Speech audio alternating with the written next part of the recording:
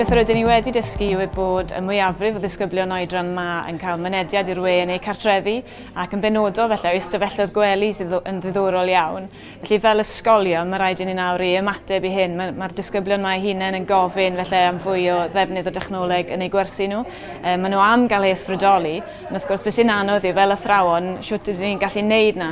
Felly fel athrawon, mae eisiau help arno ni i fagu hyder i ddefnyddio'r dechnoleg, a mae eisiau offer eu hunain, wrth gwrs. Ni mewn sefyllfa lle felly bod cyfrifiaduron dyn ni'n ein gwersi ni sydd yn cymryd rhyw hanner awr i dano i fyny.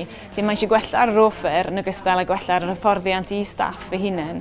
Mae hynny'n golygu amser, wrth gwrs, a dyna beth ni'n galw mas amdano yw'r amser i ddatblygu y sgiliau yma. Ar ben hynny, mae'r disgyblion yma'n treulio lot o'i amser nhw gytre yn defnyddio adnoddau fel YouTube a lot o bethau eraill i ddysgu.